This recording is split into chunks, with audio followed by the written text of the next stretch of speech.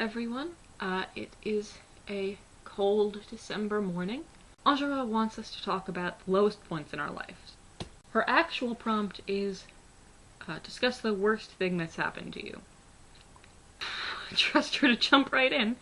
Where do I start? Rock bottom is different for everyone. You know, this point of seemingly no return is wholly and completely relative. And it's personal. It's intimately personal. So it's difficult to generalize, but we all have a day or a week or, you know, some nth amount of time where you just wanna run away. Hey, I definitely know that moment for myself, and everyone else has a moment like that. On a similar note, try to be aware of other people, because everyone has highs and lows in their lives, and if you can better understand people's lows and when and why they happen, it can make a world of difference. It can be incredibly difficult to come from a place of understanding to take that emotional high road. I know how lucky I am, so the least I can do is be aware of the needs and misfortunes of other people. Or, you know, I try.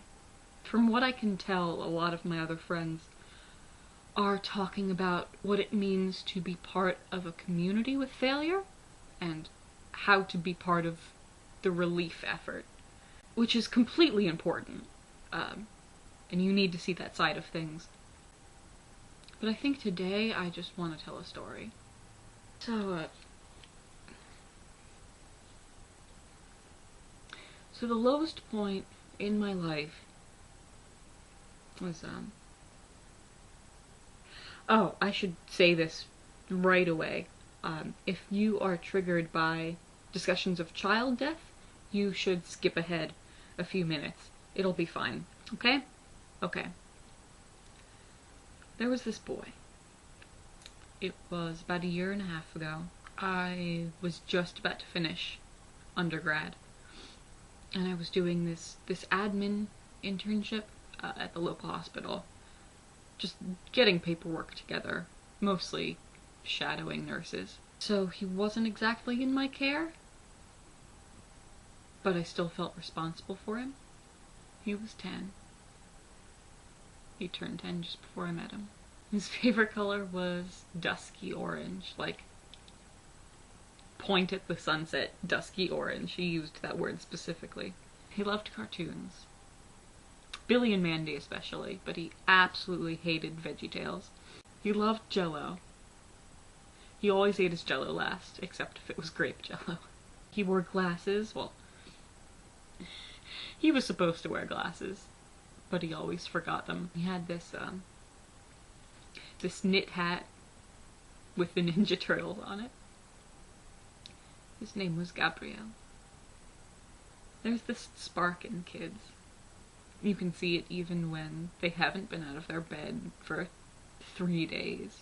And it gives you hope because you see how much hope they have. That's exactly how he was. He was bright and cheerful. He was always ready with a joke or a quip when I would come in. It wasn't as if I was even doing much. I came in, you know, to see if a parent was there, to see if paperwork had been delivered, if meds had been administered. He would ask if I knew the type of bird that was singing outside the window, or what I thought about the cartoon that was on TV.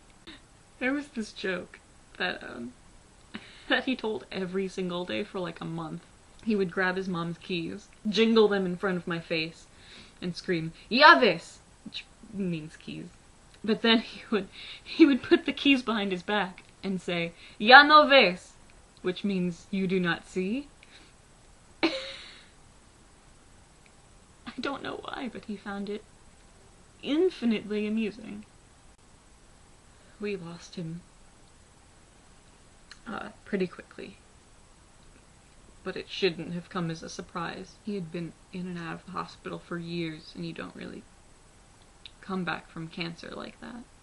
He had me fooled from the very beginning with his energy, because I guess sometimes you think it's an all-clear scan, and they've beat it out of their system, but inevitably they come back a year or two later, and you try to do your best to help them, but in the end you lose them. That's what happened with Gabriel. We saw him slipping, and there was nothing I could do to help. I left the med center to go sit in a garden a few blocks away. I curled up in a ball, just sat there for hours. I don't think I would have had the energy to do anything. And it was the same situation when I went back home after my shift. I sat on the couch and stared at the floor for hours. I barely knew him. I wasn't even technically responsible for him, but I felt responsible. It hurt. I lost a lot of faith that day. I don't really know. I suppose I lost faith in myself. I lost faith in the belief that I could make the world a better place. And then I had a shift the next day. All of the nurses that I was working with told me the exact same thing, which is, I know this is tough, but this happens to everyone. There's nothing you can do about it. You need to keep going. When people jaded by death are telling you to get used to it, that's not helpful, but it's not meant to be. It's hollow. It's meant to keep you moving. It's meant to keep you doing the bare minimum. And sometimes that's all you need. It's all you can do. Bad things happen, and they're always going to happen. And sometimes the worst things that happen to you aren't going to make any sense. I mean, I'm lucky that I can count the bad things, the truly awful things that have happened in my life on 2 hands. But it still feels unfair. It still seems like I'm never gonna be able to move on from him. It's this never-ending cycle of sometimes you feel the hopelessness and the guilt and the self-loathing and helplessness. And it varies from day to day. I would spiral and sometimes I would call Kufarak and waste hours on the phone, not even talking, just not wanting to be alone. Recovering from stuff like this is hard. To state the obvious. Some people are never able to recover or rebound, and some people do it at great cost emotionally and psychologically. And it varies from person to person. No 2 situations are alike, but generally speaking, complete recovery is inherently impossible. You've been changed. It's just like any other situation in your life. Every little thing changes who you become. This is no different. Hello, it's me again, obviously. So it's been a couple days since I filmed that previous footage, and I mostly want to apologize because I didn't realize until looking at the footage how sort of morose and